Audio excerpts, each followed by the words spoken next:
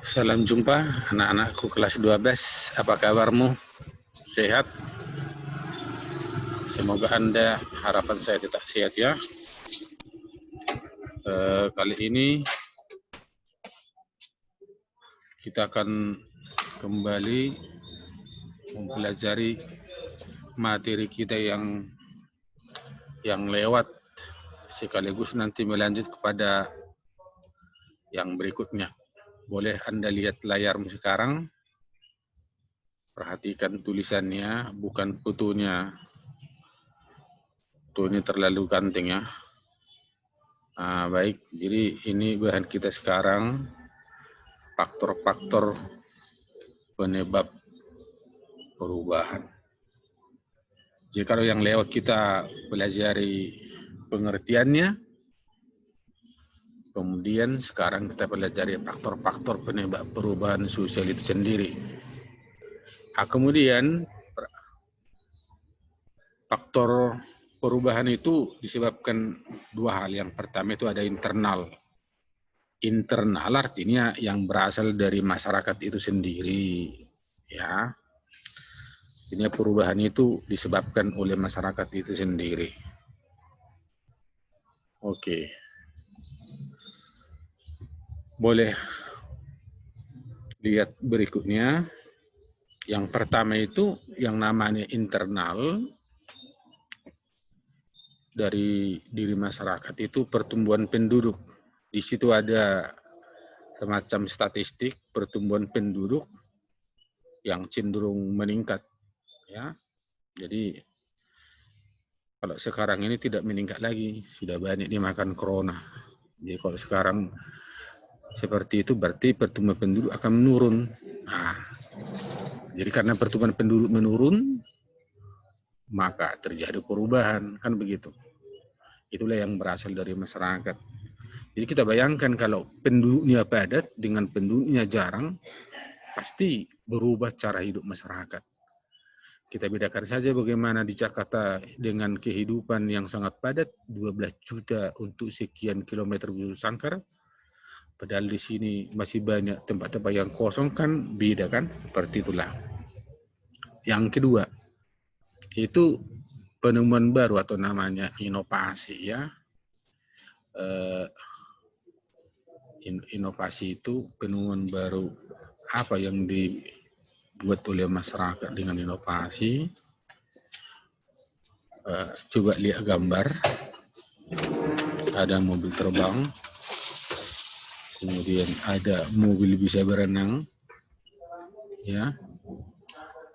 Ini ada pesawat yang kecepatannya sangat super, 2.335 km per jam. Bayangkan berapa kecepatannya itu. Bandingkan dengan sepeda motormu, berapa kilometer per jam. Inilah contoh hasil-hasil penemuan baru. Jadi ini terjadi karena berasal dari masyarakat itu sendiri yang membuat berubah. Ya, dibuat penemuan baru, maka terjadi perubahan. Ditemukan handphone, terjadi perubahan dalam komunikasi dan sebagainya. Kemudian yang ketiga yaitu timbulnya konflik atau pertentangan. Ini contoh saya ambil hasil konflik yang ada di Kalimantan, banyak kepala yang ditebas berputusan oleh orang-orang Dayak terhadap orang-orang Madura. Itulah contoh konflik.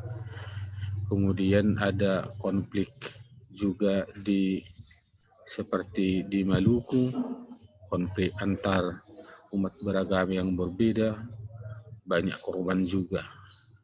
Terjadi perubahan. Di setiap konflik ada pertentangan dalam masyarakat yang dibuat oleh masyarakat itu sendiri, mengakibatkan perubahan. Kemudian yang masih termasuk faktor internal, revolusi. Revolusi itu adalah perubahan yang cepat. Maka kita lihat di Indonesia pernah beberapa kali terjadi revolusi, seperti revolusi tahun 1945 yang kita kenal dengan G30 SPKI. Terjadi perubahan dari Orde Lama menjadi Orde Baru. 1998 terjadi dari Orde Baru menjadi orde reformasi, ya. Banyak revolusi, revolusi Prancis, revolusi Inggris, revolusi Cina, revolusi Amerika, semua itu mengakibatkan perubahan dalam masyarakat, ya, yang diakibatkan oleh masyarakat itu sendiri. Itulah yang termasuk internal. Nah, sekarang kita masuk kepada faktor eksternal. Faktor eksternal yaitu faktor yang disebabkan di luar jangkauan manusia atau di luar manusia, bukan keinginan manusia, ya. Misalnya alam. Alam yang membuat perubahan itu. Karena alam itu mengalami sesuatu. Misalnya gempa, tanah longsor, tsunami. Ya, lihat gambarmu. Ini saya ambil dari gambar-gambar dari tsunami Aceh. Kemudian ada lumpur lapindo. Ini bukan disebabkan manusia, disebabkan oleh alam. Kemudian ada gunung meletus. Saya ambil contoh dari gunung yang sangat ganas sekali di Italia. Masih banyak lagi contoh-contoh gejala alam yang bukan diatur-atur oleh manusia, tapi memang begitulah terjadi secara alamiah. Eksternal yang kedua adalah ada semacam peperangan, ya. Peperangan itu ya berasal dari luar, bukan kita yang datangnya orang menyerang kita, ya. Seperti gambar ini, gambar seperti ada perang di Suriah, ya, sampai sekarang. Nah, kemudian mengakibatkan korban, kota menjadi sepi, banyak pengungsi, ya, banyak kelaparan. Itulah akibat perubahan yang disebabkan oleh banyak peperangan ini. Ya, banyak negara sekarang terlibat dalam perang, kocar-kacir semua masyarakat ini, terjadi perubahan dalam kehidupan masyarakat. Ya. Yang terakhir adalah pengaruh kebudayaan. Ini masih berasal dari luar, budaya-budaya yang berasal dari luar, seperti mode, ya. Kemudian bagaimana budi berpakaian, bagaimana arsitektur itu berasal dari luar, musik-musik dari luar. Semuanya itu budaya dari luar, termasuk agama, itu mengakibatkan perubahan, ya. Artinya kita tidak boleh terlepas dari pengaruh-pengaruh dari budaya luar. Jadi itulah faktor eksternal dan internal. Jadi tolong dipahami, ya. Maka sekarang tugasmu adalah buatlah contoh masing-masing item yang di atas tadi, masing-masing 5. Ya, misalnya contoh dari yang pertama,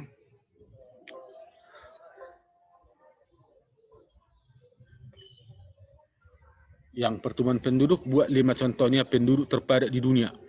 Misalnya inovasi yang tercanggih sekarang ini, pesawat misalnya, apa yang tercanggih, mobil apa yang tercanggih, kapal apa yang tercanggih. Terserah Anda, boleh Anda bebas apa yang tercanggih sekarang hasil penemuan baru. Pertentangan, contoh-contoh konflik yang ada, misalnya konflik yang paling dahsyat, ya, akan muncul itu nanti di internet semuanya. Mana konflik yang paling terkenal, ya, yang paling banyak korban. 5. 4 contoh revolusi misalnya. Yang keempat revolusi yang pernah terjadi di dunia, buat 5. Lingkungan alam, kejadian alam yang paling menggemparkan, cari. Kemudian nanti peperangan yang pernah terjadi yang paling dahsyat di dunia, 5 misalnya. Pengaruh kebudayaan, budaya-budaya asing yang paling berpengaruh di Indonesia misalnya, buat 5. Ya, begitulah kira-kira contohnya. Oke, saya paham. Saya kira Anda sudah paham, ya. Oke lah. Jadi sampai di sini dulu pertemuan kita. Semoga bermanfaat. Jaga kesehatan, perhatikan orang tua. Jangan lupa berdoa. Corona cepat habis dari muka bumi. Oke.